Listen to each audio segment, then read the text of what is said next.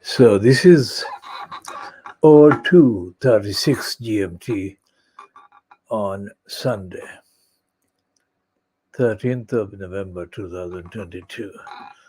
This is part A of the Kudila television channel, Baby Angel Geronimo editions. Baby Angel Geronimo is the world's most reliable, authentic witness to all the wrong things that happen in his experience and in his knowledge, and all the wrong things that can be extrapolated to apply along a long range, over a long range of issues, events, and actions. Baby Angel Geronimo is the name of the New Zealand born special baby angel Geronimo, who lives in South Gloucestershire with his mom, human mom, Helen MacDonald. Baby angel Geronimo is the unique recipient of years of lies, demonization, fabrications by the people who are supposed to be telling the truth and protecting the innocent. These people are based at the DEFRA in the United Kingdom. It's the Department for the Environment, which has been engaged in defaming, fabricating, demonizing, fabricating against and demonizing the baby angel Geronimo. So baby angel Geronimo's experience in principle applies to baby angel Geronimo as well as to hundreds, thousands, millions of others who have been innocent but have been targeted for demonization, fabrication, and defamation by the abusers in state posts, like this woman, corrupt criminal, abuser of our post. The post is supposedly chief veterinary officer, kept in post by the UK central government department called DEFRA. She and her co-operator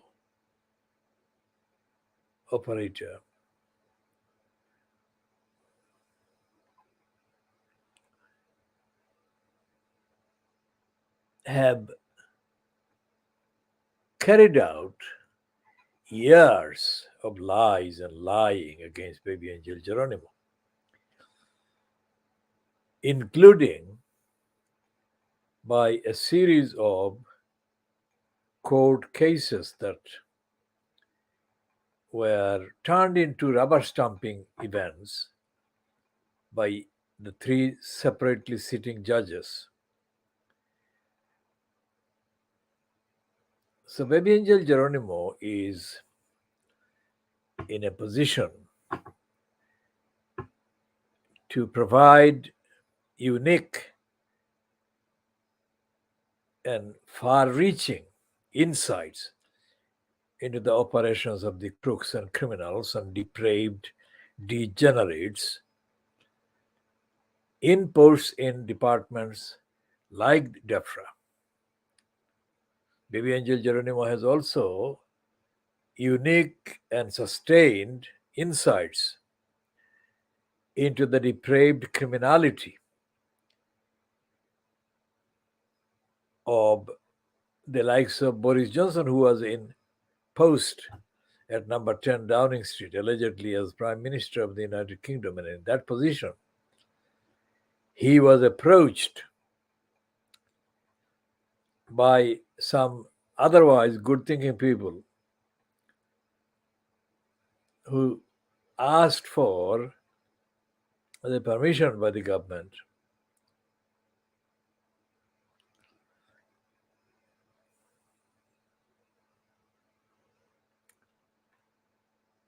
Now, we shall come back to that in a little while. So, the permission, the three separately sitting High Court judges published their lying, endorsing Christian Middlemiss's lies against baby angel Geronimo, violating the first principle of judicial independence and violating the basic principles of due process and the concept of due process.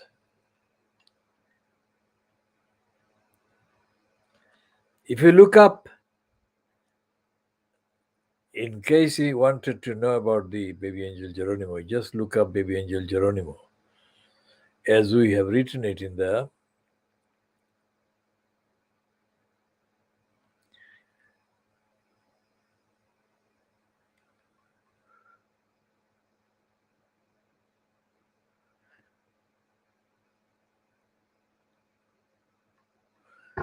So baby angel Geronimo is the most up-to-date observer of the most extensive array of criminality taking place across the UK government and UK mainstream media and in the UK Parliament. We have confirmed in the last 24 hours that in view of the large casework volume and the case legal research, burden of evidence, and the fact-checking loads, we shall be updating on the behavior of the three High Court judges sitting separately on three separate occasions. And we shall show that the High Court judges were themselves committing crimes, criminals.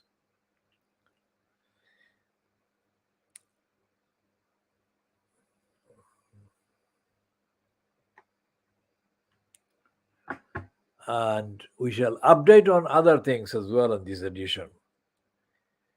Issues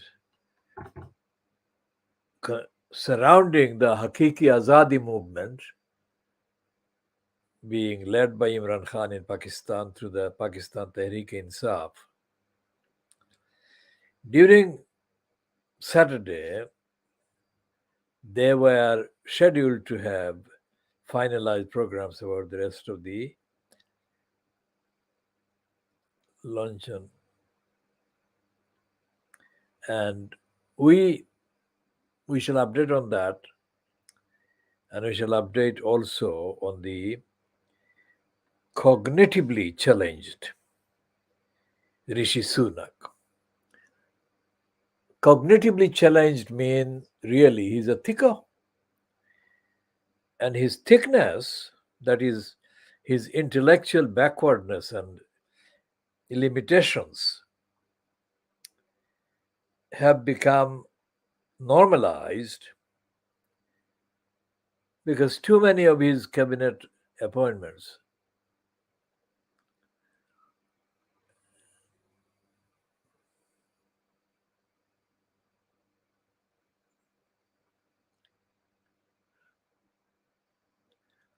we shall continue on those.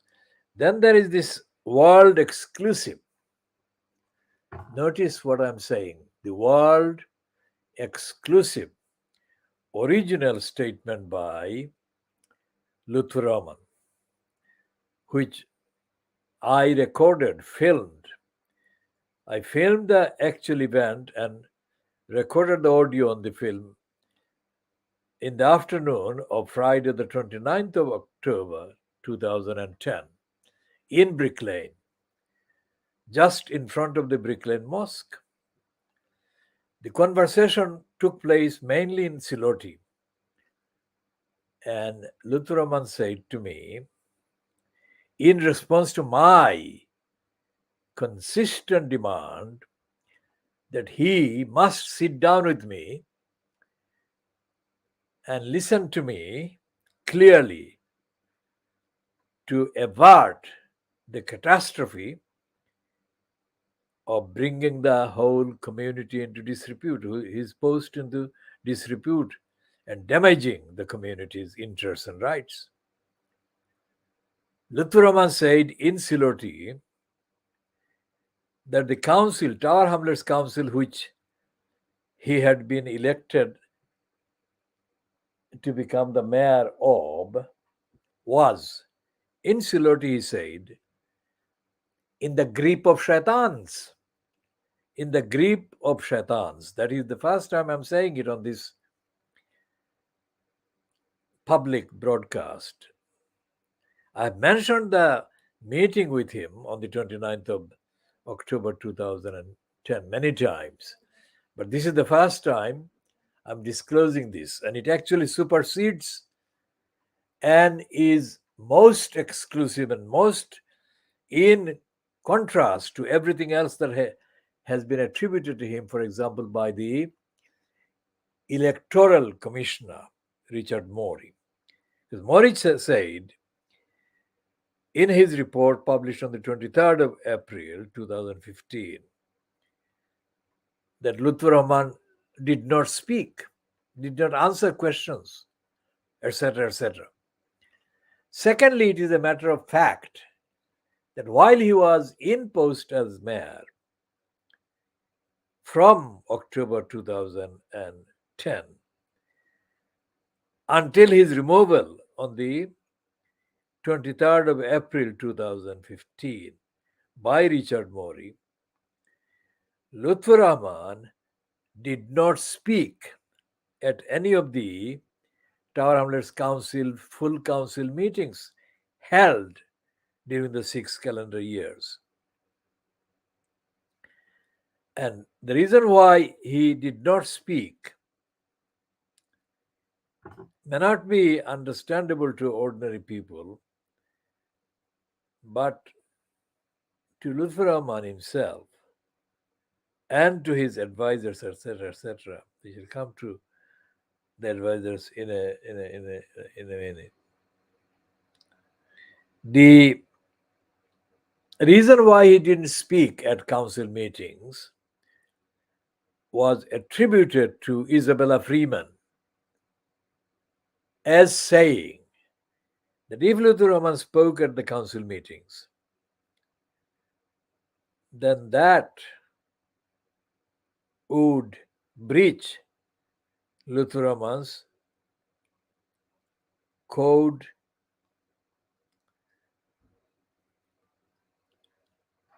Luther Rahman's human rights. Absurd, stupid, untruthful, illegal, corrupt, all of that. But to actually say that on the record as saying that Luther Rahman, who was supposed to be the elected political post holder, was refusing to make his statements about policy, about his behavior, about the council, because to do so would break his, Luther Rahman's, human rights. Nowhere in human rights legislation is there even the slightest provision that a duly elected person, because up to that point he was deemed to be duly elected, let's say, to what extent his due election extended to his being duly competent, duly honest, and duly consistent with his legal duties and moral duties and ethical duties, is to be determined based on the evidence. Now, this particular conversation that I had with him on the 29th of October 2010 outside the Brick Lane Mosque, and I shall be trying to find the spot on the tape and play it, that particular bit, which is probably a few seconds long only. But those few seconds completely exceed, supersede, and surpass anything else that he has said while in post as mayor of Tower Hamlets. During those 3, 4, 5, 6 calendar years.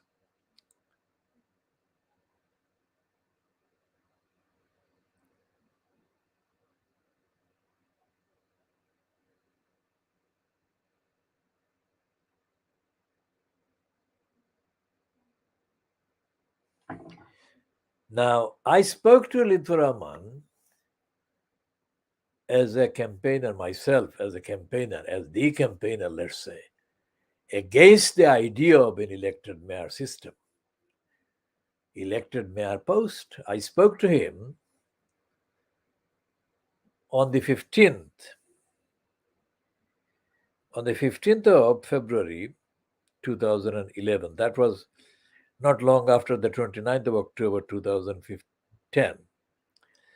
But even before the referendum on whether to have the elected mayor post, I spoke to him. And on the day of the referendum, which coincided with the Tower Hamlets Council elections as well, on the 6th of May 2010, I told the minicab person that I was using for the various tours. The minicab person that was driving me around Tower Hamlets, where I was watching the votes on the referendum, how it went. And it was near the side road from Balance Road that we were parked when I saw Lutfur Rahman walking towards where I was standing, not necessarily that he was walking towards me, but that is the direction in which he was walking. And I was actually there to see if he would continue walking towards me so that I could ask him the question, and which I'll discuss now here. Suddenly he took a turn away from the side that I was standing on, side of the road, the pavement. And he went the other side. At that point, I told the minicab driver, who I paid handsomely for the benefit of his service, because it was an important day for witnessing firsthand how things were going. I said to the minicab driver, can you see what he is doing? He is avoiding me on purpose, and I keep you as a witness. So I went over to the other side that Lutfur Rahman was walking, and I stopped right in front of him, and the conversation was again done in Siloti, but It was about the mayor system, elected mayor system. Remember, this was 6th of May 2010. So that was the day when Luther Roman was still in post in Tower Hamlets as the Labour Party's councillor and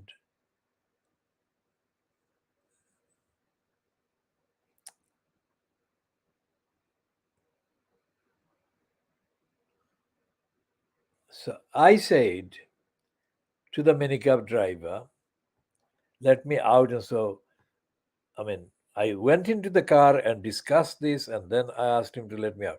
So I went over the other side and I asked Luther Roman that as he was still in post as leader of the Labour group on Tower Hamlets Council, and as it was clear that the group, Labour group, was opposing the mayor system, he, Luther Roman, had no legitimacy to stay in that post meaning the elected mayor system campaigner post. So Luther Roman said that I have made my opinion clear that I support the mayor system. And I told him that if he supported the mayor system, which was opposed by the group that he was supposed to be the leader of, then there was serious conflict between him and them. And he could not represent the Labour group by being the person who opposes such a major policy stand taken by the Labour Party councillors. And I said, on that basis, he should resign. Instead of answering the question or the demand that he should resign, Luther Roman said, I have made my position clear. Now, I know Luther Roman and his limitations in terms of the cognitive intelligence. So I left him there, but I did say to him that this is on the record, that I'm telling you that you are misrepresenting the community, misrepresenting the council, and misrepresenting the Labour Party.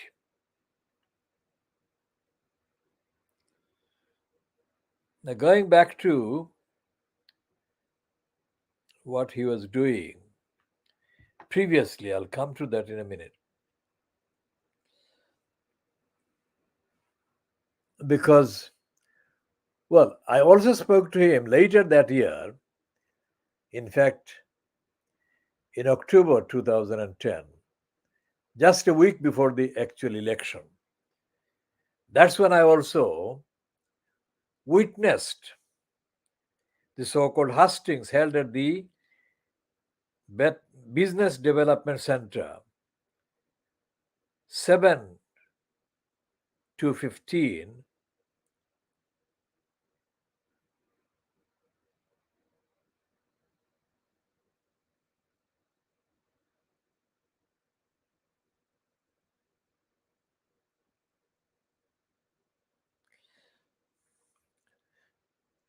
So that hustings took place without Abbas Elias Halal being present.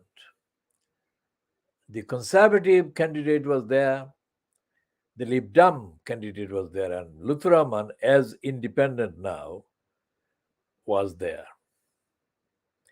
And I have discussed before that at that hustings, David Cohen,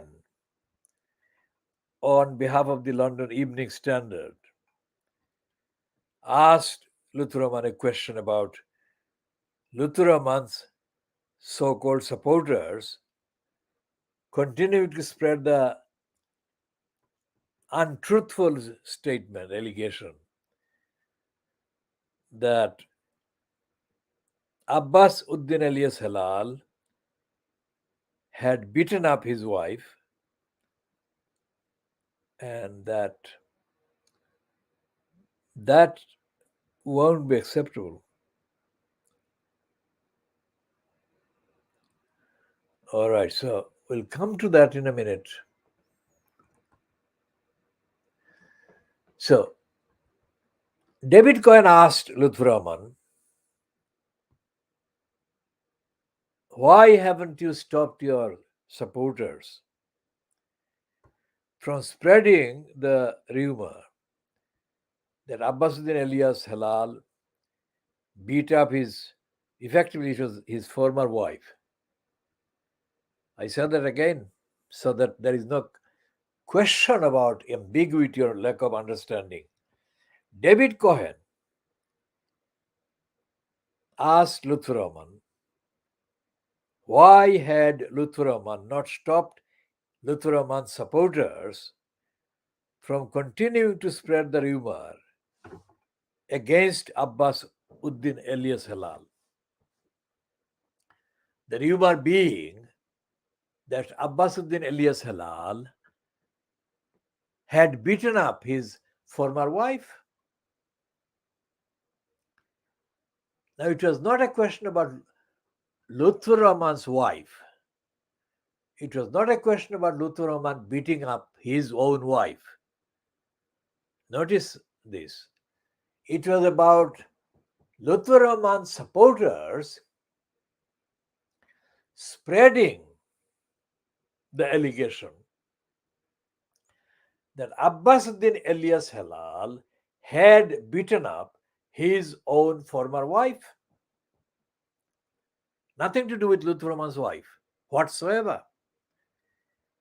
So, should Lutfur Rahman have answered the question by saying that he, Lutfur Rahman, had neither encouraged any of his supporters to spread the rumor about Lutfur Rahman, so Abbasuddin Elias Halal beating up his former wife or not, nor had he had any part in that rumor, in that spreading of the rumor. The answer must be yes. But instead of that, Lutfur Rahman said to David Cohen, notice what he said. He said, I, Lutfur Rahman, have not beaten up my wife. And that is the line he continued on for few seconds. And there was a woman behind David Cohen in the public sort of part of the meeting, who either stood up or identified herself as being Lutfur Rahman's wife. And she made a clear statement saying that Lutfur Rahman, her husband, had never beaten her up. Think about that. Lutfur Rahman was not asked about him beating up his wife. Lutfur Rahman was asked why he, Lutfur Rahman, had not stopped his, Lutfur Rahman's supporters, from spreading the rumor that Abbas Uddin Elias Halal had beaten up his former wife. So that exchange cannot have been a one-off, showing serious intellectual deficiency on the part of Lutfur Rahman, because that could not have been anything other than that. Because it could not have been a clever ploy to distort David Cohen's question there. It could only have been an undeniable piece of evidence of Lutfur Rahman being seriously cognitively challenged. Now, that took place on the 14th of October, 2010, just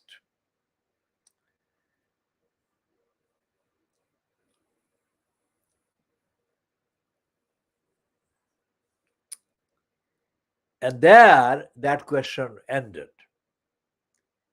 But it didn't end with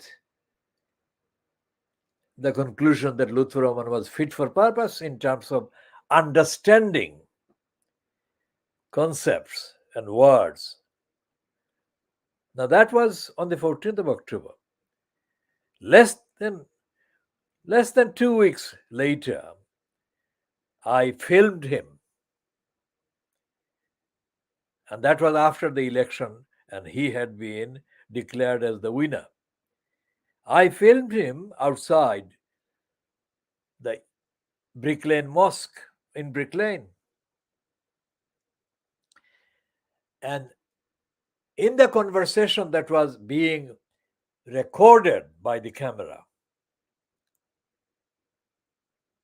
I said to Lutfur Rahman that now that he had been in, he must sit down with me as a matter of most extreme urgency so that he could deal with the various wrong things, serious wrong things that were going on in Tower Hamlets Council. And Lutfur Rahman said that he would meet me 2 weeks from that date. And as I said to him, re-emphasizing the importance of his need to see me, sit down with me and take my advice, he said he needed 2 weeks to settle down in that new post. So that's the second part of that conversation and his statement. The third part he said was that the council, he didn't say the word council, but that is what we were talking about in context. So it was the council, Tower Hamlets Council. Lutfur Rahman said the Tower Hamlets Council was in the grip of shaitans. It was a Siloti language conversation, and Lutfur Rahman said that. Now, nowhere, either during the hearing of the petition against him, hearing before Richard Morey, the election commissioner, nor in any of these statements anywhere, either to the BBC or to Panorama or any other broadcast interview or statement, has Lutfur Rahman said anything remotely similar. In fact, he has not said anything at all critical, generally critical, of Tower Hamlets Council personnel or the people who control Tower Hamlets Council's decision making. But to me, on record, he said the Tower Hamlets Council was in the grip of shaitans. And he said that he needed to have 2 weeks to settle down, and then he would meet me. One of the persons present there who witnessed the conversation between me and Lutfur Rahman was the man called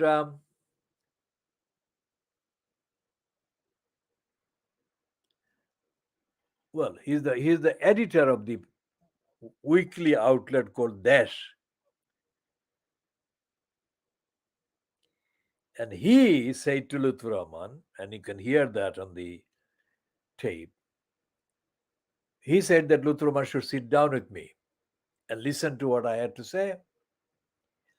And Lutfur Rahman said words repeating that he would meet me and sit down with me and listen to me.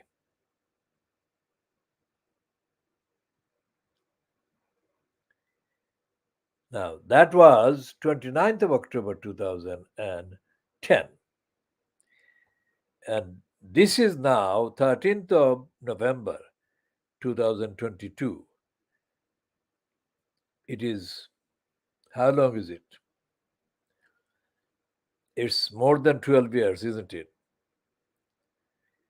Well, check and see how many years. 12 years. And Luther Rahman did not sit with me for 2 weeks later, and he has not sat with me to listen to me against the shaitans that he said the shaitans had full grip of Tower Hamlets Council.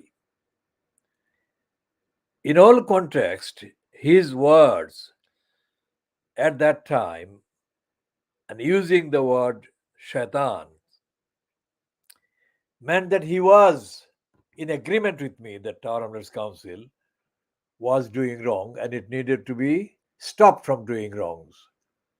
So he was not contesting me or challenging my principle statement.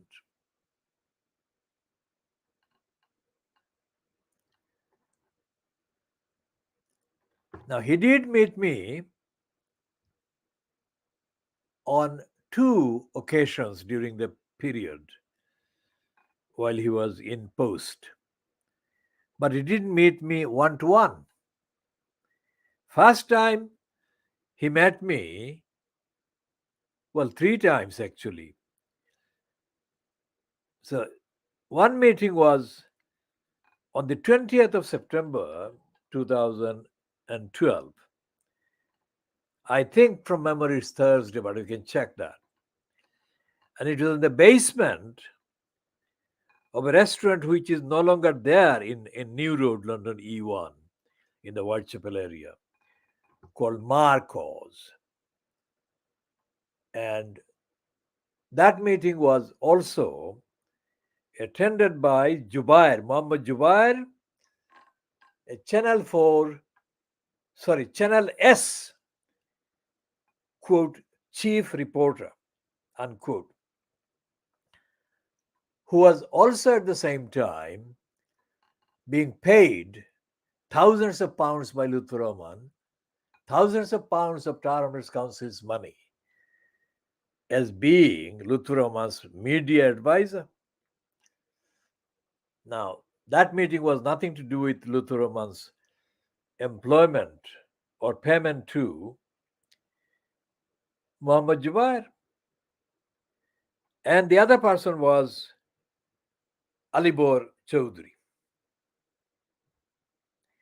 It was Alibor Chaudhry who had earlier on that day brought communications to me to the effect that Luther Rahman would like to sit down with me on that day at 9 o'clock or thereabouts. So Alibor Chaudhry's presence was clearly understandable, but not the presence of Muhammad Jubair at all. So that was one meeting. Another meeting was held where Alibor was there and it was Colin Cormack was there and myself. Now that meeting should have been just me and Luther Rahman.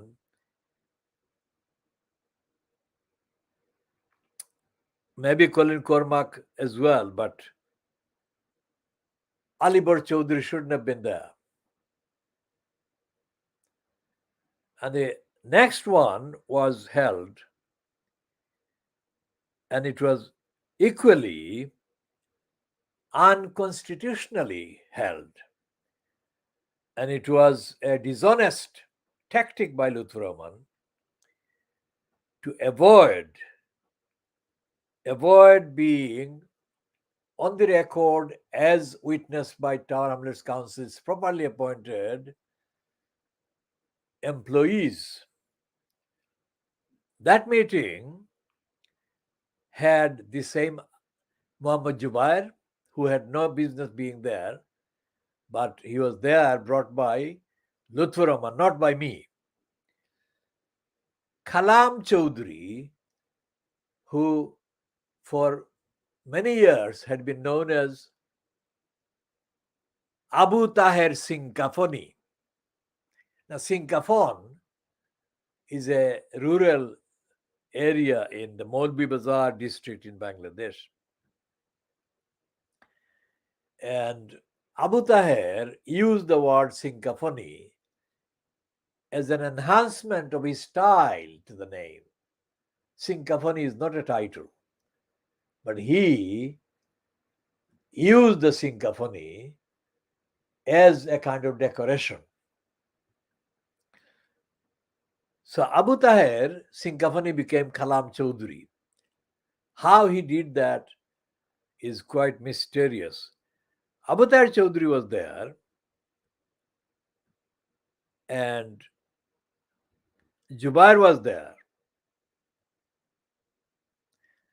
There may have been another couple of people, but there was no employee of the Tournaments Council, no employee of the mayor's office, as they called it, no employee of the legal section, no employee from the council's benefits section,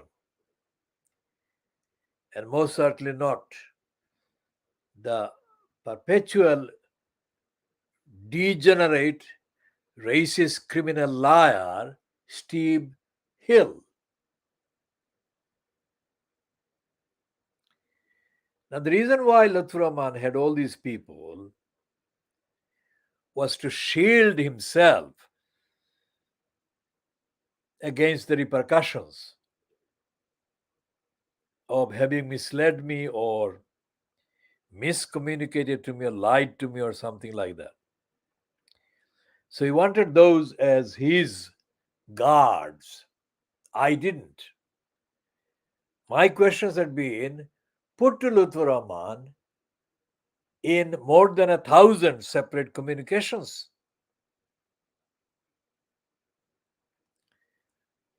And Lutfur Rahman lied, and he lied and he lied and he lied from the day that he spoke to me on the 29th of October and said that he would meet me after he got settled, and that the council had been in the grip of shaitans. At the meeting on the 20th of September 2012, he didn't mention the shaitans, nor did he mention the shaitans on the last occasion, which was the last time that Lutfur Rahman ever met me again before he was being ousted by Richard Morris' order. On the 20th of September 2012, in the basement of the Marcos restaurant in New Road, London, E1, Lutfur Rahman started the meeting by praising me without prompting. I didn't prompt him to make any personal comment in praise of me. But he said naturally, at natural pace, that he spoke in Siloti, and he said that I, Muhammad Haq, should have been the first member of parliament from the Bangladeshi community or this area, and that I should have been the mayor, elected mayor of Tower Hamlets, and not him. Now, that meeting was actually to discuss the criminal Colin Cormack.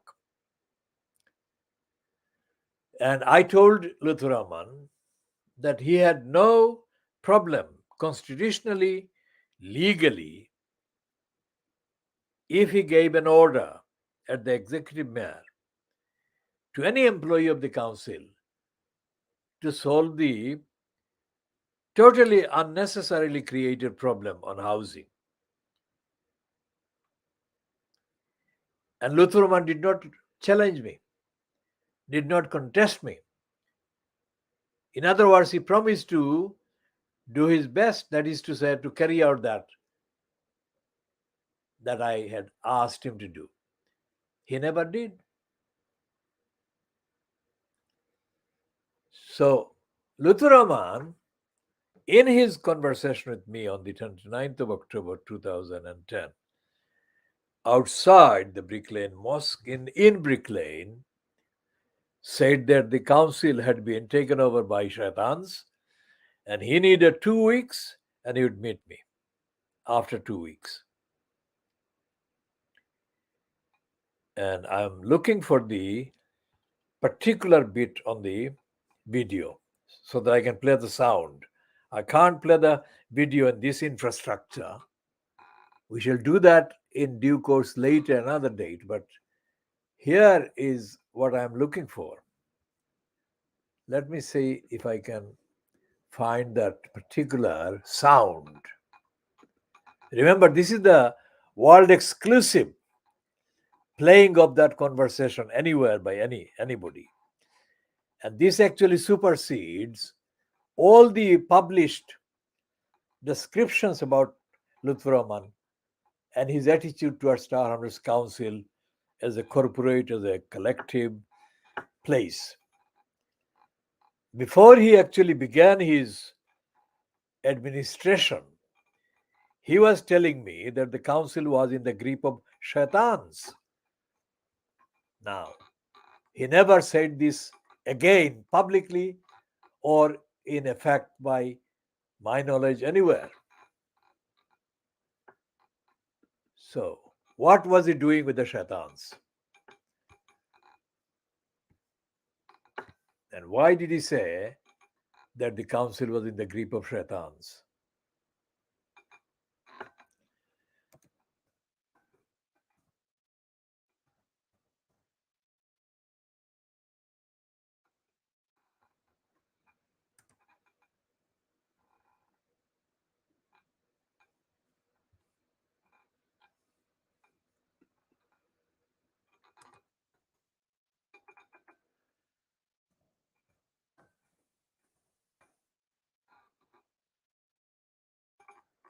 All right, so this is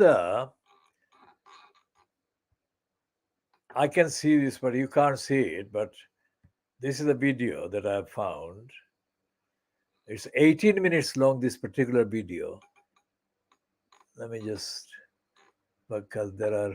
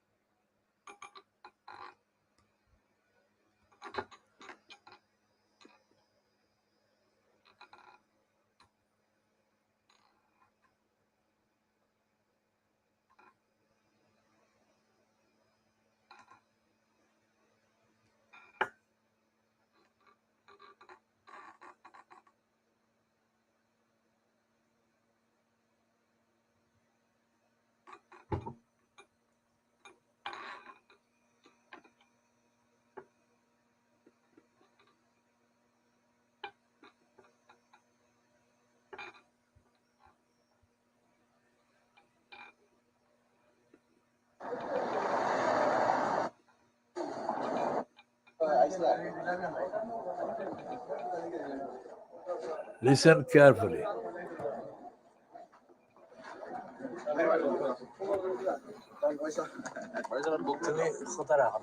আচ্ছা কিটা অবস্থা গেল soup গেছে না listen ইয়া দুই সপ্তাহ না না না হুনো আমার কথা আমরা আমরা আমরা কিতা কিতা করছি তুমি জানো নি আমি সেটল যাই দুই সপ্তাহ তো সেটল যাই দেখো সেটল যাই দেখো না না না তুমি সেটল যাই আপনি তো বিচ্ছে থেকে তুই তো পয়সা জান না না আমার না কইলে তুমি জানো আমরা কিতা করি আপনারা দেখলে আমি জানি জানি আমরা 200 টাকা সেটল যাই আপনারা দেখো আমি 200 টাকা সেটল যাই দেখো দেখো কারণ আমি তোমার এক কথা কইব সেটল যাই না না তোমার যে ভিতরে কিতা করে তোমার ফ্রেন্ড ও যে তোমার টিম এটা তো আমি কোদার নাই কথা শুনো বলা করি আমার প্রবলেম হইলো যে এন্টায়ার বাংলাদেশি কমিউনিটি রে টার্গেট করা ওর তোমার উসিলা দিয়ে জানি জানি না না না না লিসেন না আই ডোন্ট কইতে আমি বুঝলাম না গিলিগানে কিতা করে আমি জানতাম তো গিলিগান খালি না তো তুমি আমার কথা শেষ আমি তো বুঝছি আপনারা এখন ডিবেট করতে পারতাম আমি কইলাই আমি ডিবেট চাই তুমি আমার কথা শুনিলাও খুলুকা এখন ওর কিটা আমরা বাংলাদেশি কমিউনিটির অস্তিত্ব লইয়া হইল গিয়া কথা সরি কথা বুঝছো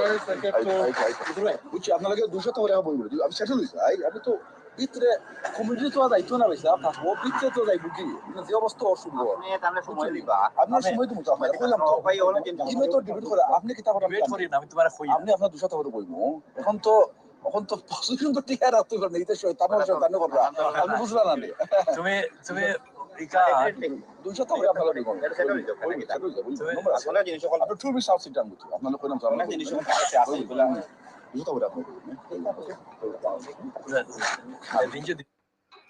No. He said shaitan ole shaitani khurra. So he said that the council was in the control of shaitans. And they were doing the shaitani to sabotage or undermine or defeat or frustrate him. And he repeatedly said to me that he would sit down with me 2 weeks later. So this is the first time that I have played that in public, that conversation with Lutfur Rahman. And this is the first time that he has gone on record as calling anyone, he didn't name them, but collectively, the collective people in the council, that he termed as shaitans.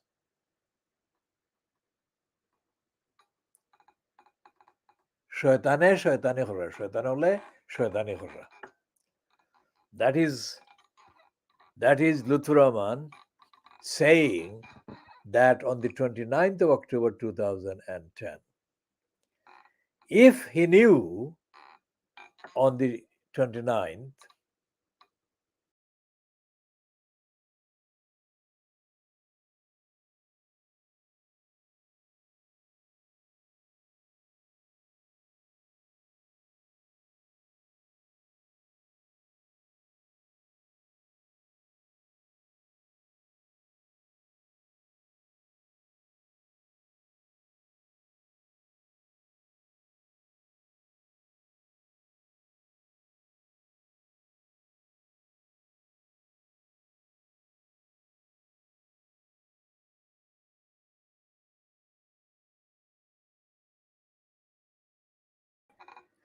what was he doing about the wrongdoings, satanic things, evil things that the evil ones were doing? What was he doing during the period that followed? From the 29th of October, when he was telling me that, 29th of October 2010, until he was ousted on the 23rd of April 2015 by the Election Commissioner Richard Morey. What did he mean by the shaitans? I shall, of course, do the translation or transcript of this both in Siloti and in English and post it on the Khudilar social media posts platforms, including on Twitter. Now, anyone watching this should know that the Twitter account, which is Khudilar, carries extensive background and explanatory notes and so on. So, in order to understand the context and various explanations and updates, it is best to get the facts checked and verified by visiting the Khudilar Twitter account. It's twitter.com/Khudilar,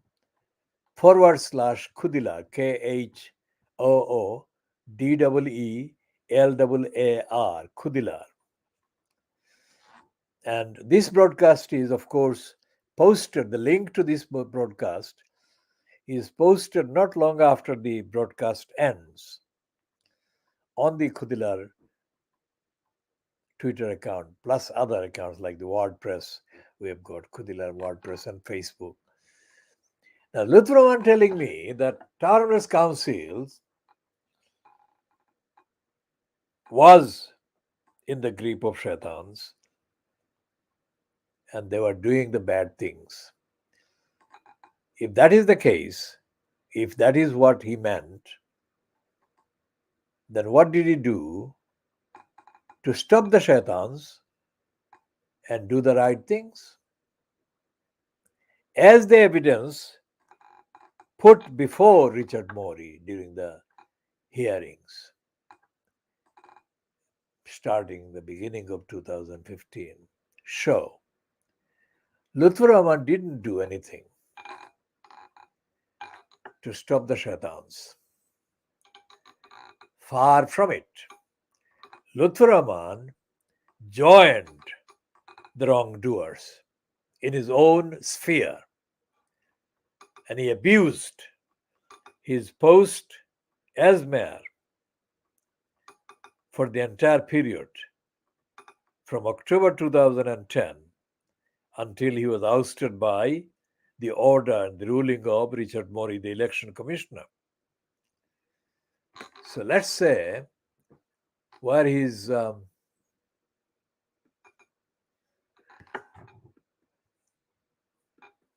because in the attempts that Lutfur Rahman made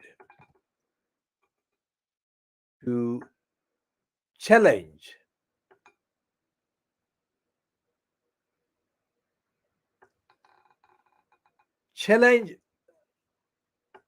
Richard Morey, let's see how many are on the record accessible. So this is the most up-to-date one on the ruling, that is. So that one is the ruling. Let's see the date of the 23rd of April.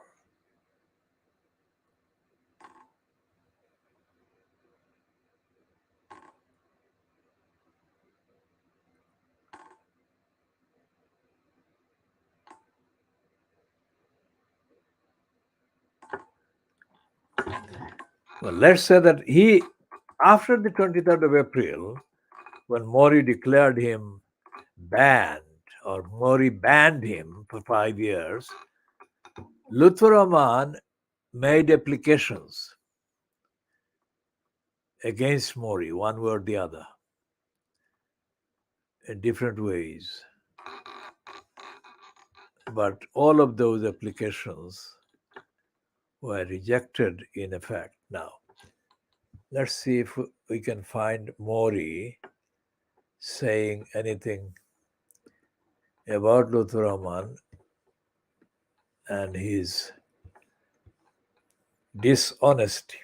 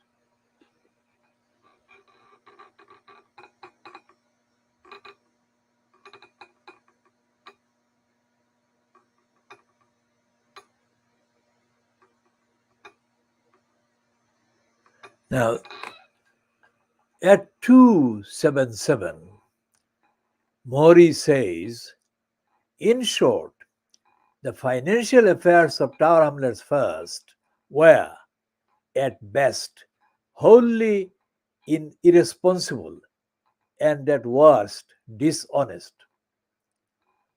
Now, Tower Hamlets First was the vehicle that Luthroman used for his so-called political party at that time. So it was dishonest.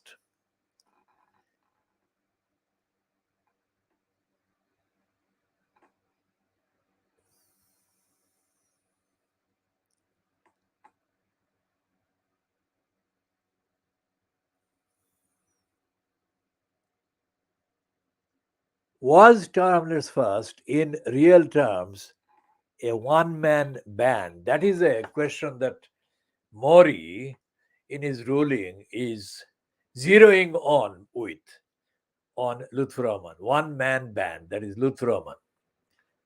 This was a major plank of the petitioner's case. In both opening and closing, they submitted that the reality of the Tower Hamlets First was that it was a vehicle for re-electing Mr. Rahman as mayor and for obtaining as many councillors as possible who would be linked to him by personal loyalty alone. So Mori says, is this fair?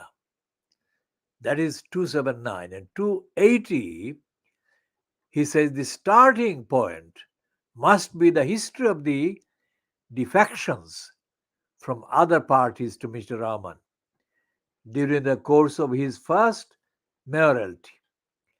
These defections were not wholly from the Labour Party, and many of the defectors had had a varied political history, including membership of the Respect Party and, in one case, of the Conservative Party. Even before Tower Hamlets First was formally registered, it would have been hard to detect any factor linking the informal grouping of independent councillors beyond personal support from Mr. Rahman. Again, it is very difficult to ascertain any coherent policy being followed by Mr. Rahman and his supporters beyond promoting the interests of the Bangladeshi community. Now, that is Richard Mori's statement. That is not something that I agree with whatsoever.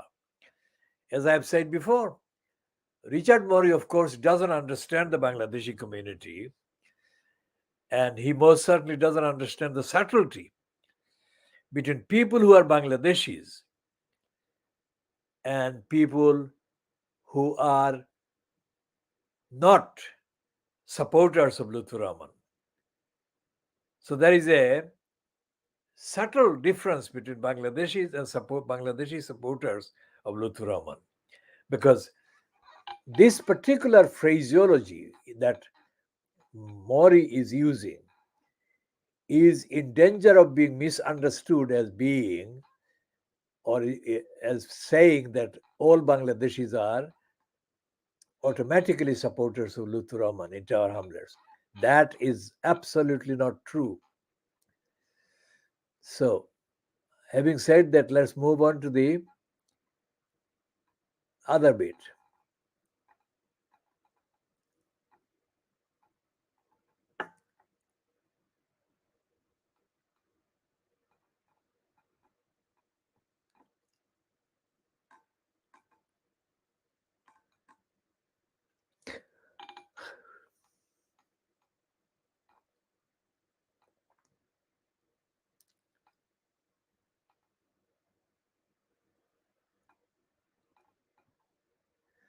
So he says, that is, Richard Mori says that paragraph 281.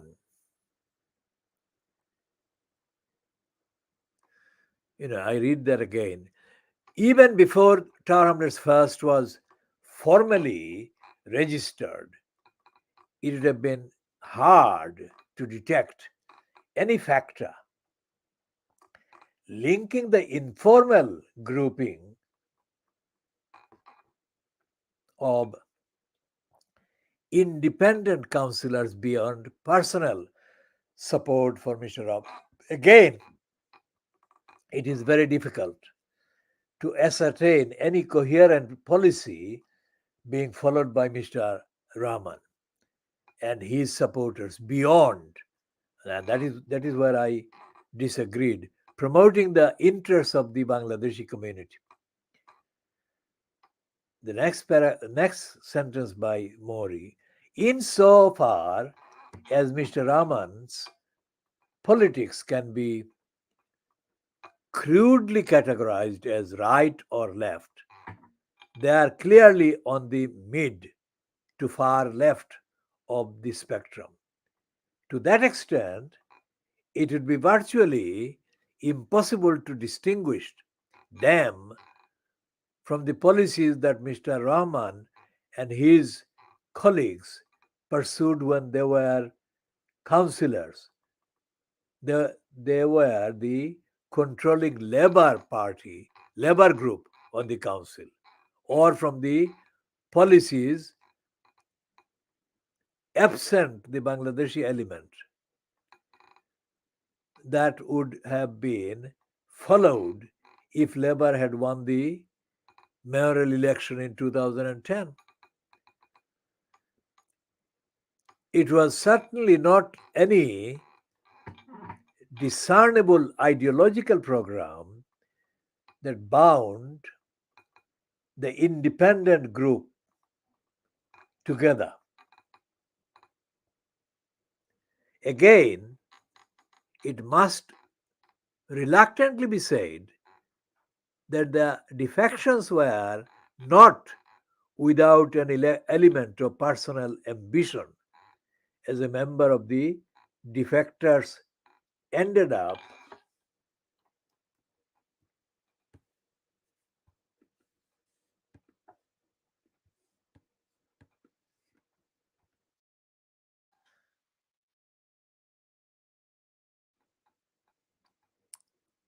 with cabinet posts which would have been unlikely to come their way had the Labour Party remained in power.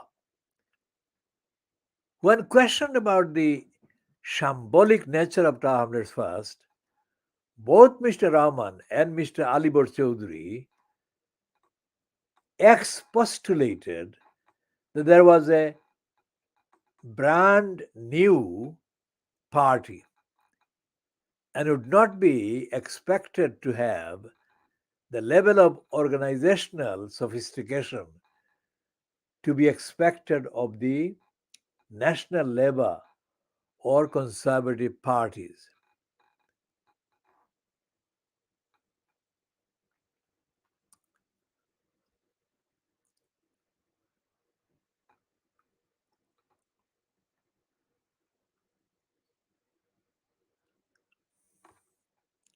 So it goes on, and it doesn't. None of this was concealed when the party was registered. The descriptions contained in the application for registration under Section 228A of the PPERA were 7. Mayor Lutfur Rahman's team, Lutfur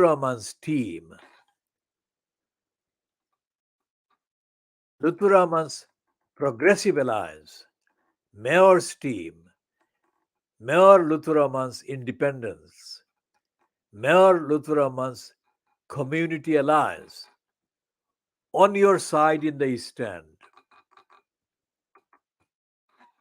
At paragraph 284, Mori says, an earlier version of the list had some 8 out of 11 names involving either Mr.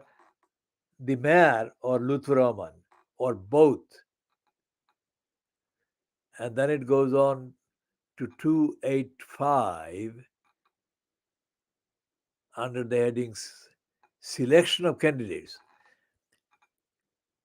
In the course of the cross examination, it was pointed out to Mr. Rahman and to Mr.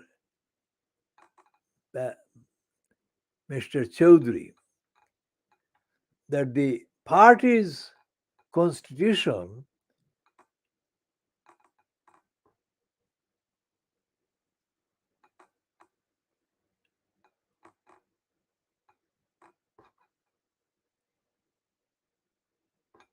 contained a mechanism for selecting candidates. This seemed to come as a considerable surprise to both. In evidence, both made it quite clear that no such procedures were ever followed. And then in paragraph 286, there was considerable exploration of this issue at trial, but the upshot can be briefly stated.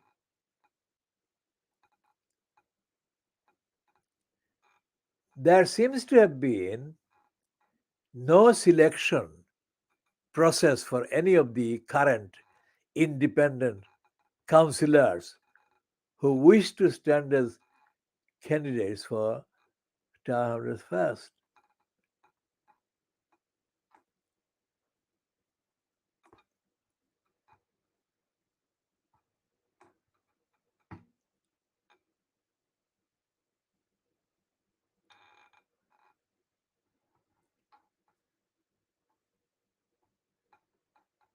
So this is about Lutfur Rahman and Alibor Chaudhry. Alibor Chaudhry as the kind of let's say supporting structure for the career and ambition of Lutfur Rahman. And here is the recollection of the evidence that Lutfur Rahman gave, recollection by Richard Moriat, paragraph 293, starting at 293. In general, where this judgment needs to resolve a conflict of evidence, this will be done in context. Two aspects of the evidence, however, should be dealt with in a separate section before addressing the issues raised by the parties. Mr. Rahman's evidence, 294. Mr. Rahman himself gave evidence for 4 days. Remember what length. And even then, notice what Mori is saying, and I'm coming from the fact that Lutfur Rahman claimed that his human rights would be affected, that damaged if he spoke at councils. Mr. Rahman himself gave evidence for 4 days. And even then, the court had to guillotine Mr. Hoare's cross-examinations. Although faced with searching, hostile, and it must be said, occasionally mildly offensive questioning, Mr. Rahman was unfailingly courteous and polite. Now notice what he's saying after that. With regret, that is the only positive thing that can be said about his evidence.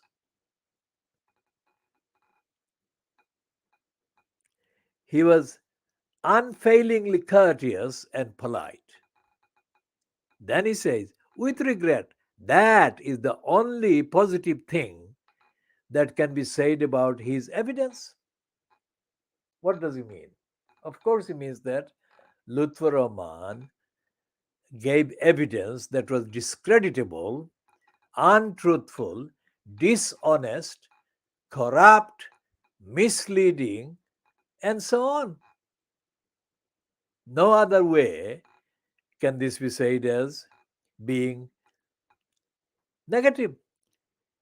Then at paragraph 295, it says, election courts deal with politicians. As a generalization, politicians do not welcome questions unless from friendly sources. It is a well recognized trait of politicians. This is Richard Morris saying, especially when questioned by the media, to avoid answering the question and to say instead what they conceive their message to be. Even when feared, interviewers ask the same questions repeatedly. The name of Mr. Jeremy Paxman comes to mind. It rarely elicits anything but the prepared non answer. While this may make for entertaining broadcasting, it is sometimes less than helpful in a court of law. Now, Jeremy Paxman, just for those who might be interested in that reference, reportedly admitted to asking the question himself when faced with politicians he interviewed, why is the bastard lying? Mr. Rahman exemplified this trait to an extreme level. Faced with a straight question, he proved himself almost pathologically incapable of giving a straight answer. He was also extremely discursive, so that his non answer to the question would often ramble on until interrupted by a repetition of the question, or occasionally an attempt, normally unraveling, for the court to obtain an answer by rephrasing the question. Mr. Horse complained that the length of his cross-examination was due to the failure of Mr. Rahman to answer questions was by no means unjustified. So, Richard Morey and the petitioner's lawyer, Hoare, are saying that Lutfur Rahman wasted too much time by talking rubbish and not answering the questions. In short, Mr. Rahman was evasive and discursive to a very high degree. Sadly, it must also be said that he was not truthful. Now, here is the point that I wanted to make, and I made this point under the evidence, and this is said in paragraph 298 of the judgment by Richard Morey, dated the 23rd of April 2015. Sadly, it must also be said that Mr. Rahman was not truthful. In one or two crucial matters, he was caught out in what were quite blatant lies. So Lutfur Rahman lied, blatantly lied, according to Richard Morey. They will be instanced at the appropriate point in the judgment.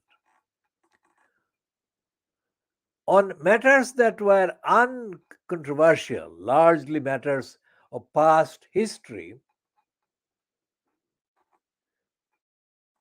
I saw no reason not to accept Mr. Rahman's account as being substantially correct.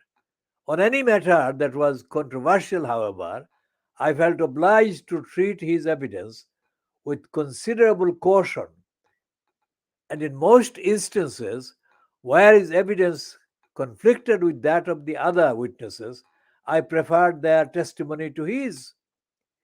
Again, and with regret, it must be said that Lutfur Rahman's grip on reality was not always 100%.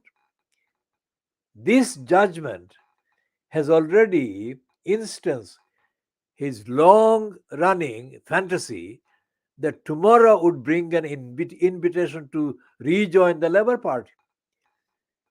His evidence as a whole displayed tendency to close his mind to any reason, any version of the facts that did not accord with his worldview. So he was a fantasist. On paragraph 301, though it generally pains me to say so, I did not find Mr. Rahman to be a reliable witness. Think about that. Richard Morris said that Lutfur Rahman lied and his witness evidence could not be relied on, and he was not a reliable witness.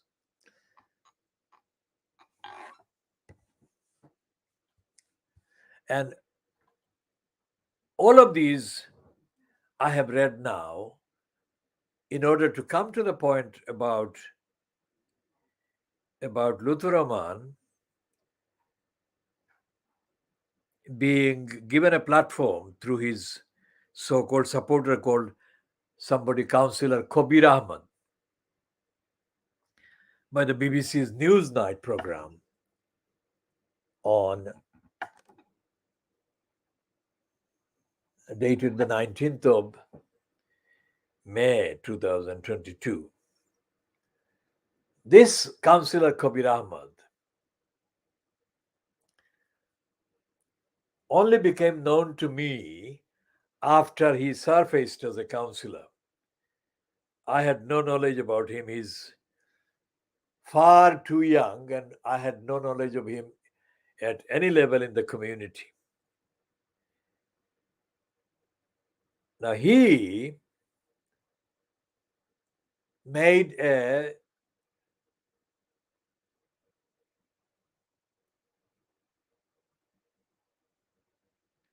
cognitively challenged statement, which is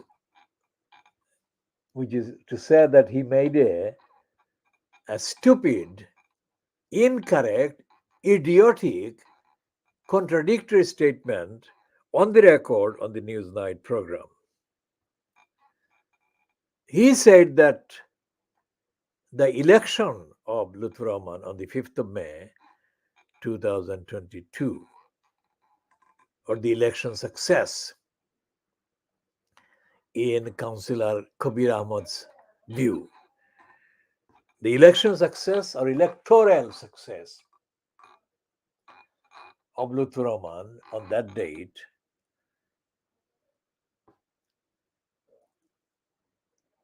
vindicates those who criticized Lutfur Rahman or those who opposed Lutfur Rahman. Now, vindicates is not the word that should have been used there. But the fact that this Councillor Kobir Ahmed did use the vindicates shows that his grasp of the English language is way, way too poor. And his grasp of the concepts are equally too poor. And his connection with the morality and ethics and legality and constitutionality are seriously questionable. Why? Because when one of the campaigners involved with my movement sent a fact checker query in an email, based on that participation in that program by Councillor Kobir Ahmed, Councillor Kobir Ahmed showed his aggravated ignorance and incompetence and contempt by threatening defamation action against the querer. Of course, Councillor Kobir Ahmed would not have sent that communication at all if he had known that I was involved in the campaign in question and fact checking. So he thought that it was somebody who he could intimidate. Now his intimidation itself was equally stupid, because it was a query. It was not an allegation against him that he could take action on defamation. It was a query. In the law of defamation, a query is the opposite of defamation, and so on. Now, this individual councillor, Kabir Ahmad, had said some years ago that he was either studying for a professional legal qualification or was about to finish completing a professional legal course. If he had done that, he would not have done that to the highest standard of cognition and knowledge and competence. There is no evidence that he has joined a practice as a certified lawyer, as a solicitor or a barrister, or as a legal executive. Whatever it is, we say on the record on this program that anyone who supports Lutfur Rahman in the way that Councillor Kabir Ahmad has done should be advised not to do that again. Because far from Lutfur Rahman's wrongdoings, dishonesty, untruthfulness, and deviousness being over, they have not even begun. Because as Richard Morey says, he found Lutfur Rahman talking a lot of rubbish and not answering the questions. And he found him as an untrustworthy witness. Now, this is not an exceptional allegation against a witness. Many judgments find many participant litigants or parties to any court proceeding as untrustworthy. So this should not be seen as a uniquely kind of damnable condemnation of Lutfur Rahman only. But the fact that it has got other people being condemned in the same way doesn't mean that Lutfur Rahman is beyond condemnation as an untrustworthy person when faced with the questions in a court of law or in a legal forum, tribunal, whatsoever. Lutfur Rahman said to me on the 29th of October 2010 that he would meet me 2 weeks later. And he said to me on the 20th of September 2012 that I should have been the MP, I should have been the mayor, not him. He said those things, and they were factually absolutely correct. But that does not mean that the fact that he knows that does not mean that he was doing me a favor or he was being truthful. What he was doing was using those facts about my record in order to get him on my side of positive side, so that I would not see him as the liar that he has been. Because I shouldn't have to have had any meetings with him. I shouldn't have to have sent him hundreds of emails and communications in order for him to make one single decision as the executive mayor. So Lutfur Rahman lied to me in support of the Shaitans. And he lied in full knowledge that he was in post. And while he was in post, there was nothing that legally I could do to remove him from the post without a very lengthy, expensive procedure, which he knew I would not be undertaking because it would be too lengthy. But let me just assure Lutfur Rahman that that was a mistake on his part, because all the people who have said that despite the fact that there were evidence for criminal action against somebody, what their meaning was, criminal action should have been taken against Lutfur Rahman, and they were surprised that no criminal action has been taken. Let's say that this criminal record or record of criminality by Lutfur Rahman during those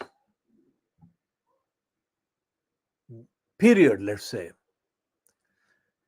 from October 2010 until 23rd of April 2015, those wrongdoings and lies that Lutfur Rahman perpetrated will come back in a way that he thinks they will not come back. Every single one of the wrongs that he has done, every lie that he has perpetrated, every conspiracy that Lutfur Rahman has taken part in will come back to haunt him. And the fact that he said to me that he would meet me in 2 weeks and he never did, and the fact that he said that he was dependent on Colin Cormack to do the thing that he should have done was a lie. And it cost the community, the humanity, and the individuals affected by his lying very dear, indeed, dearly. For example, in the course of the period that he was in post from October 2010 until 23rd of April 2015, Lutfur Rahman has sent evidence directly and almost on a daily basis by communications taken on his behalf by Alibor Chaudhry. And the evidence included the fact that a very seriously ill Bangladeshi woman who is a London resident, but because of her disability and her lack of relevant capacity in legal terms, she was misled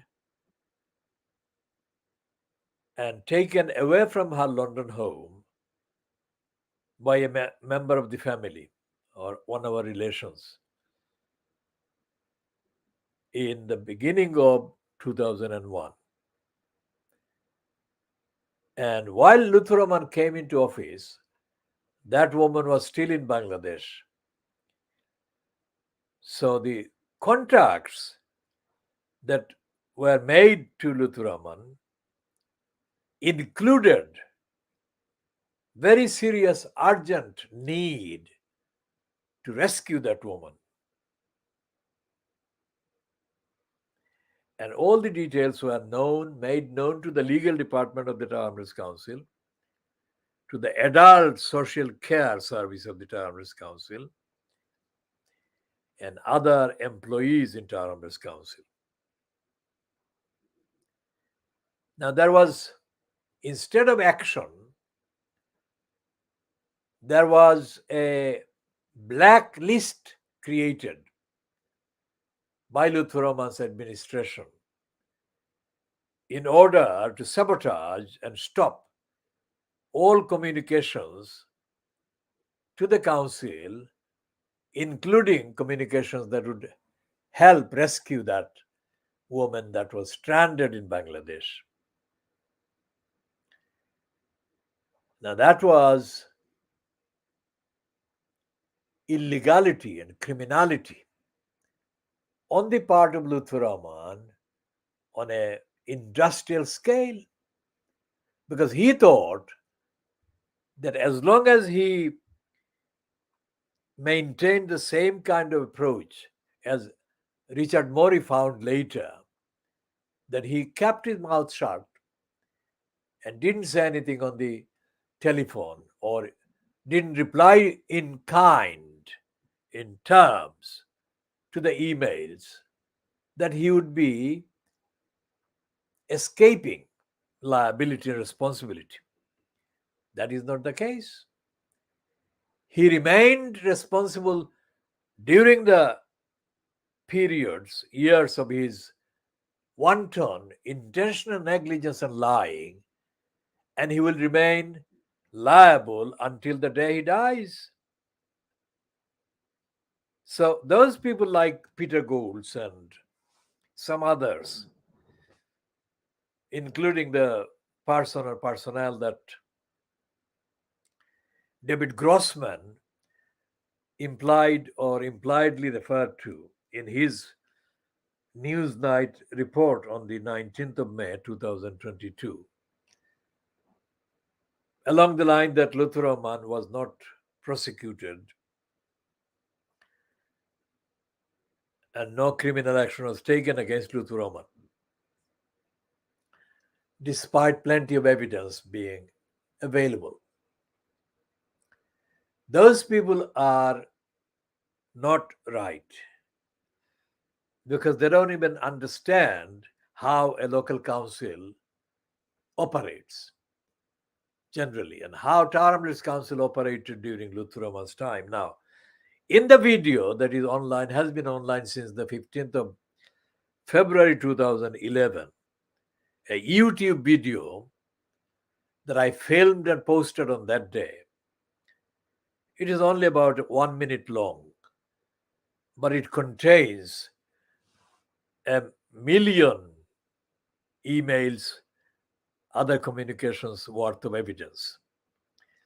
That video shows Lutfur Rahman walking towards the camera, that is me, in Brick Lane on the 15th, that was the day when I filmed it, of February 2011. To Lutfur Rahman's right is a criminal called Aziz Chowdhury.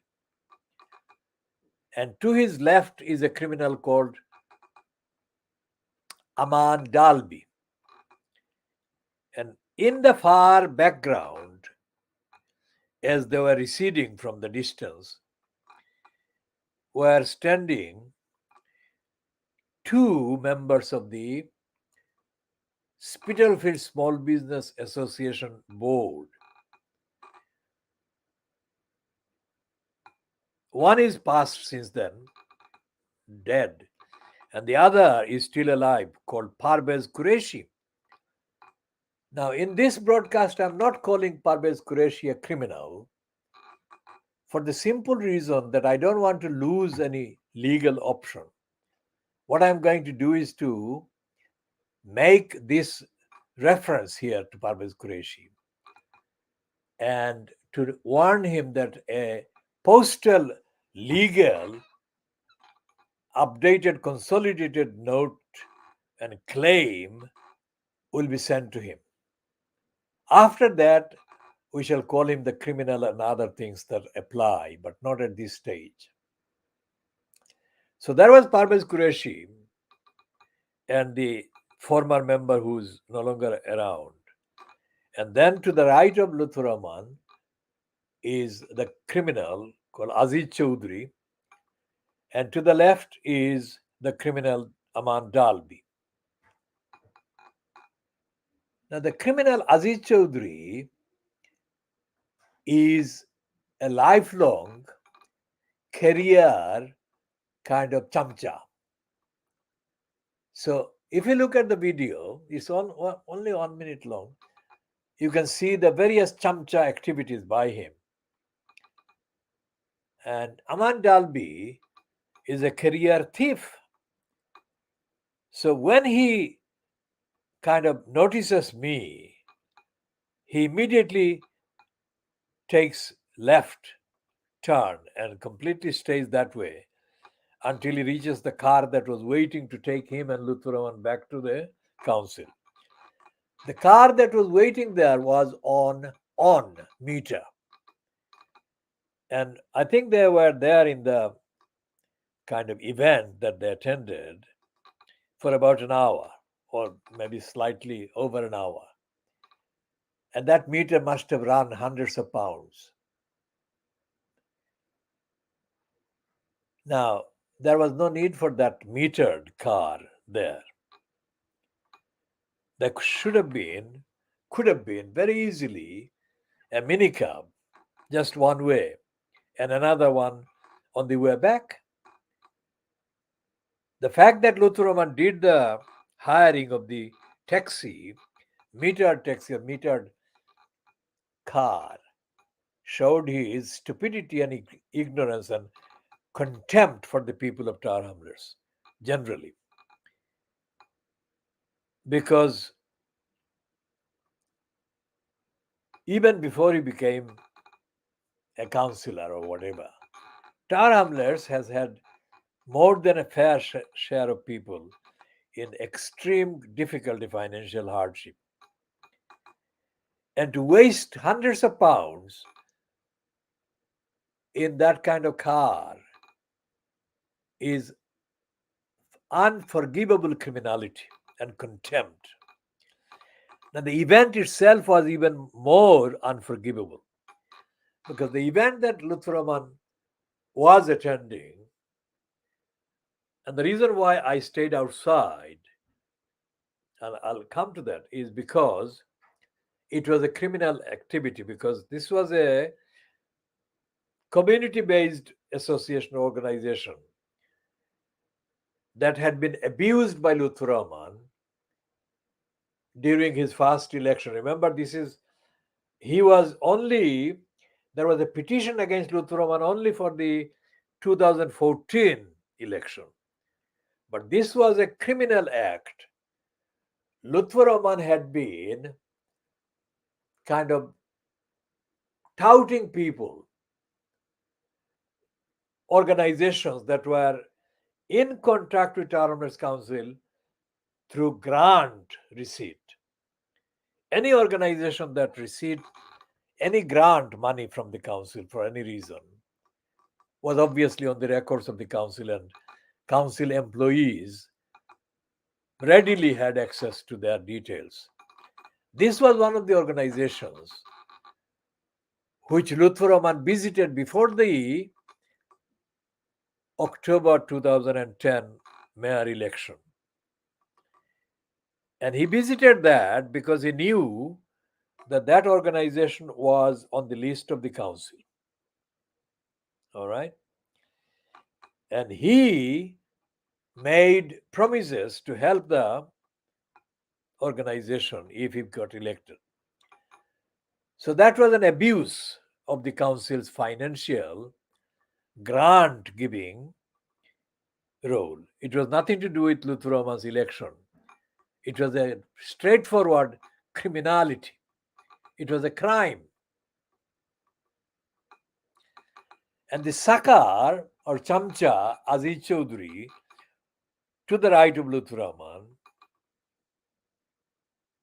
at that stage on that date, was still pretending to be kind of appreciative of me. So what he did was, he obviously knew that I was filming them. So he put on a kind of smile, semi-smile, sucking up to me, as if he was doing me a favor by asking the mayor to talk to me. Because he said to Lutfur Rahman, had he discussed with me anything, whatever it was, And Lutfur Rahman said in Siloti twice, Mat oise. That is, we have discussed. Notice the precise, concise nature. And what he meant by Mat oise was a conversation that I had with Lutfur Rahman as he arrived in that car before the event that he went to attend. And as I took the pictures of him as he was coming into the event in Brick Lane, he got the car to stop and came out of the car and kind of, he didn't know how to approach it. But he said, I wonder why you are taking pictures of me. I said, have you no idea? You have got involved in the most stupid adventure of your life, and you have exposed the community into great deal of losses. I'm recording your movements wherever I can. That's what I said to him. Words to the effect. I'm not quoting myself or him, but that is the exchange. So that's what he meant by Mahatois. And then he said, Lutfur Rahman, remember, this is the thing that actually an echo of what he said on the 29th of October 2010 outside the Brick Lane Mosque. I said you should meet with me. And Lutfur Rahman said, without showing any sign of lying, as he said it, he said I should contact his office and he will set up a meeting and we'll meet. Of course, I did contact his office and he never met me. So Lutfur Rahman lied as well on the 15th of February 2011. Now, Lutfur Rahman knew the very serious allegations against the individuals that had been abusing that woman stranded in Bangladesh, and he did nothing. Now, that was a breach of the what is called the safeguarding duties. That woman was a bona fide resident of London, and while she was a bona fide resident of London, she was also a client of the adult social care team of the council. So it wasn't like she was not known.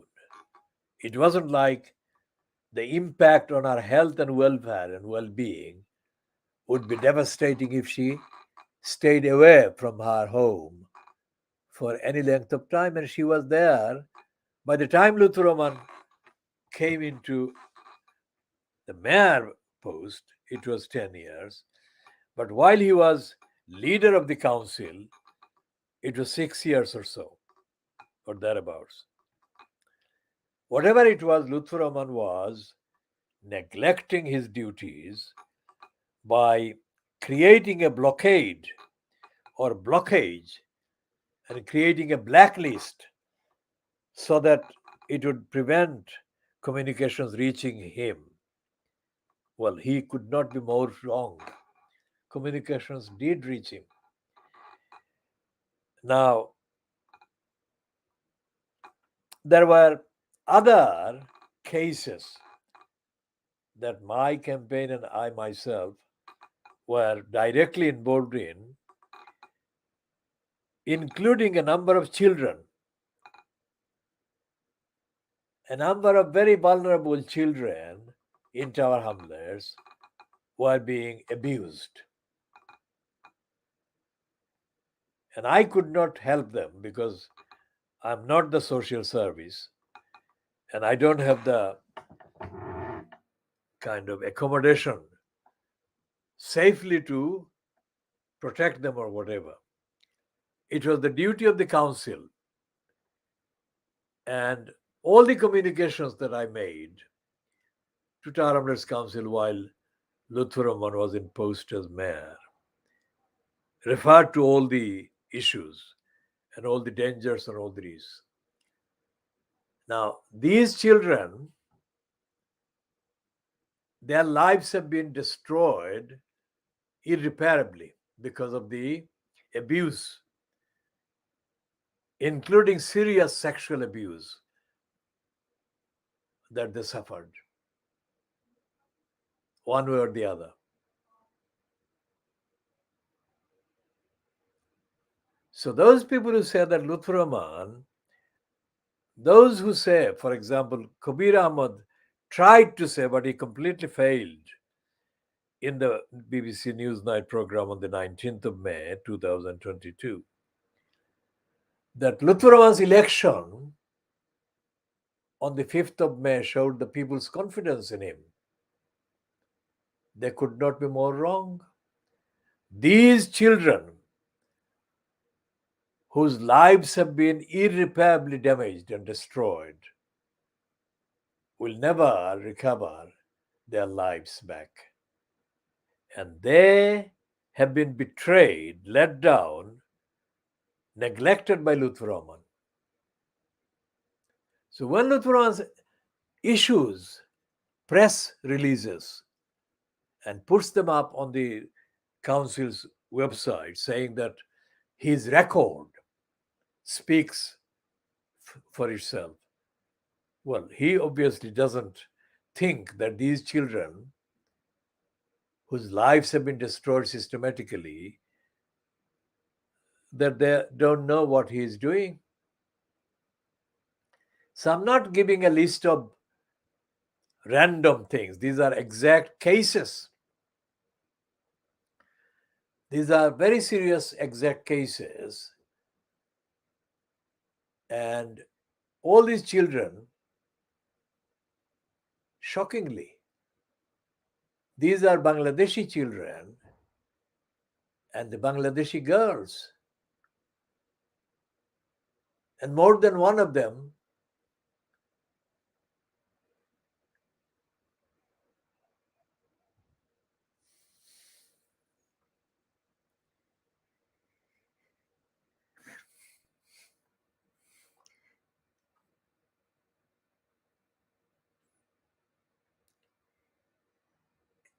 has been sexually abused.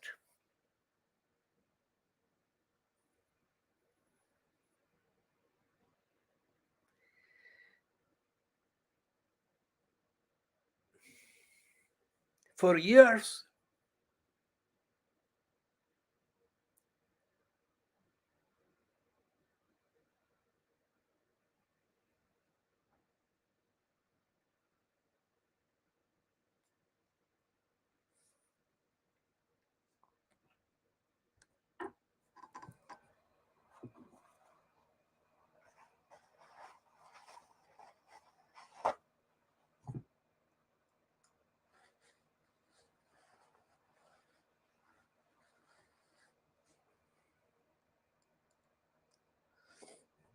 As I said before in previous posts or broadcasts,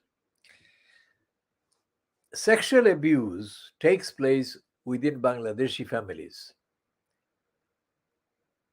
And neither the mosques nor the so-called Muslim leaders are known to be doing anything to take action to stop this. And the council is the last resort, but the council exists with clear legal powers to help these children.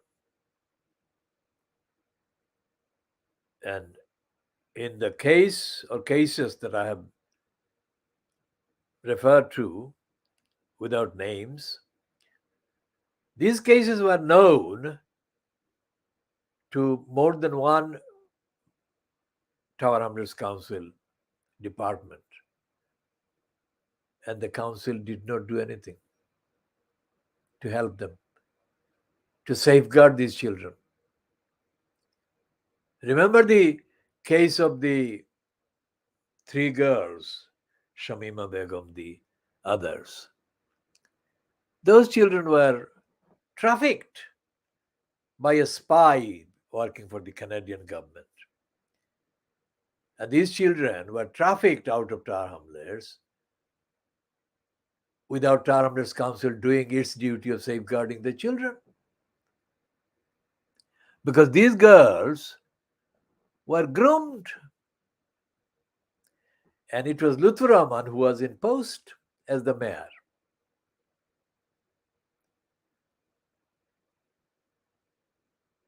Now, none of the reports in the so-called Fleet Street papers and media about Lutfur Rahman has mentioned any of this. This is all exclusive you are hearing. And none of the so-called left groups that have been ecstatic in praising Lutfur Rahman after the 5th of May 2022 so-called victory and his return, they have no idea what they are celebrating. Because Lutfur Rahman is a proven liar and a proven fantasist. And as Abbas Uddin Elias Halal correctly pointed out, Lutfur Rahman was brainwashed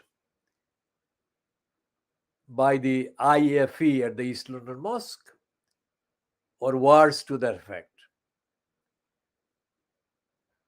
Lutfur Rahman has not shown basic understanding of what is called due process, basic understanding of what is called, objectively called, rule of law. Now, a local council exists in the United Kingdom, quite apart from the political side, for very serious social and safety reasons. And here was this woman who was stranded in Bangladesh from the beginning of 2001, was abused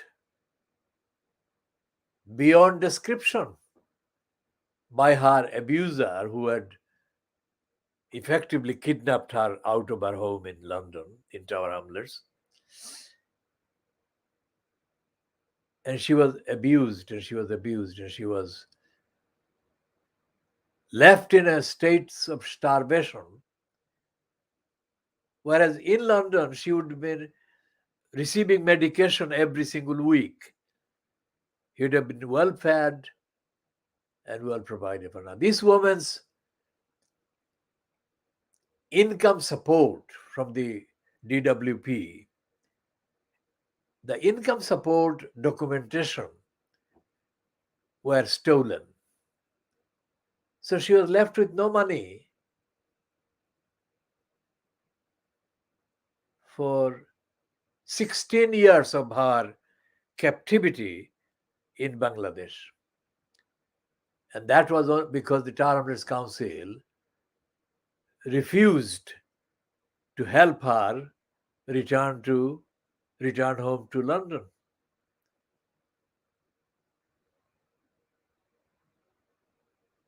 So when the Eric Pickles, as the minister at the time the Lutfur Rahman was imposed, Eric Pickles appointed these commissioners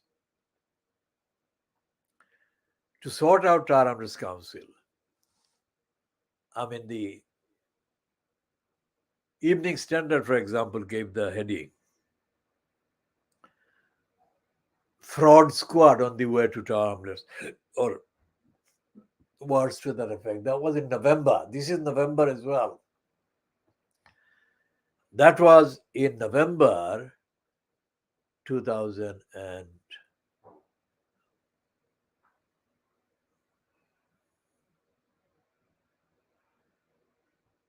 I think I'll check that one because I can't get the actual date by just memory. I mean, I have to think about the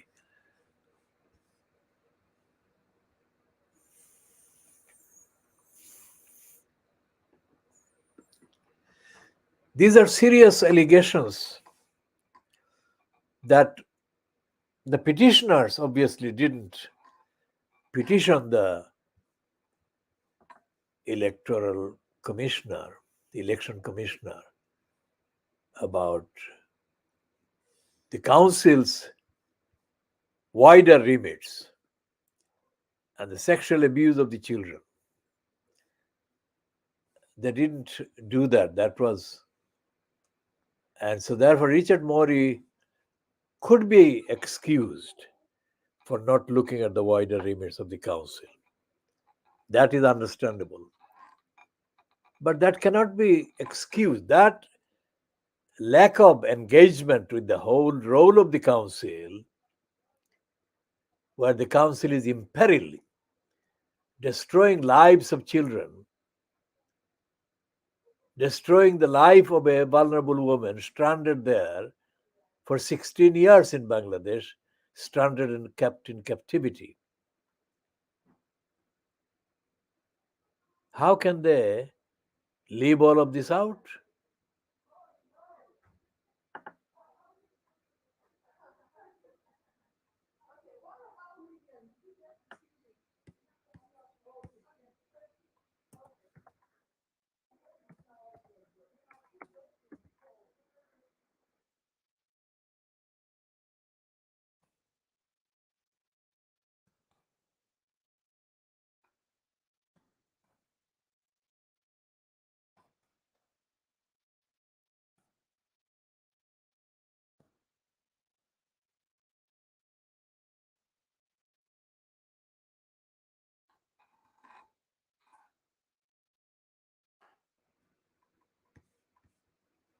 So this is the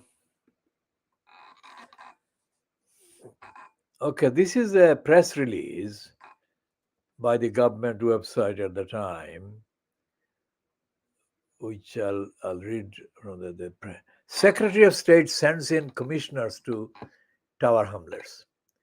Commissioners will take control of grant making within the council and will approve any sale or disposal of property. Now, look at this. They're leaving out the social services, safeguarding the children duties altogether, and schools.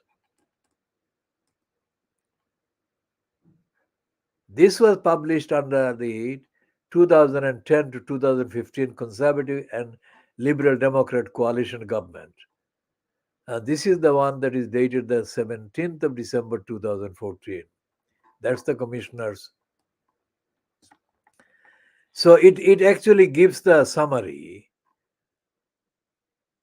which is only about property and grants. That doesn't begin to cover the council and the abuses, as I have already explained.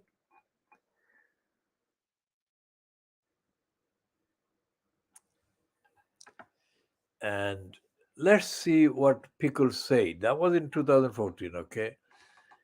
So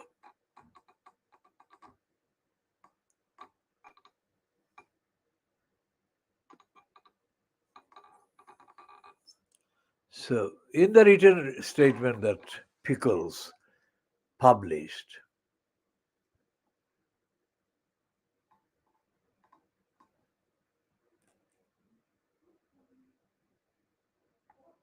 he's basing it on the 4th of April 2014. He appointed Price Waterhouse Coopers to carry out an inspection of local authorities' compliance with its best value duty and to import their findings to me by 30th of June. On 30th of June, I told the House that PwC had informed me that the Council had considerably delayed the investigation by delaying the provision of key information or simply not providing it at all, and that consequently I was extending the period for PwC to report. So you can see that Tower Hamlets Council under Lutfur Rahman was lying by not providing the information. Whatever the limitations on the PwC kind of related investigation, the cases of the woman that was kept captive, kidnapped out of her house in London, and kept in captivity, deplorable captivity, for 16 years in Bangladesh, they are not covered at all by even Pickles. And then this report, then this meeting that was held at the Mile End to protest against the appointment of the commissioners. This was an additional outrageous criminality by George Galloway, Ken Livingstone, and other criminals, because they operated on the assumption the Terminus Council was only a political entity to the extent that what Pickles had done about the grants and whatever. And they completely left out the social side of the council's duties and the serious abuse, sexual abuses. So we shall be continuing with this reporting and updating. And as I said, Lutfur Rahman is on notice about this from now on in a different consolidated series of claims. So we shall put this particular edition, which is 2 hours and 8 minutes long. We shall end this one at 4:44 GMT on Sunday, the 13th of November 2022.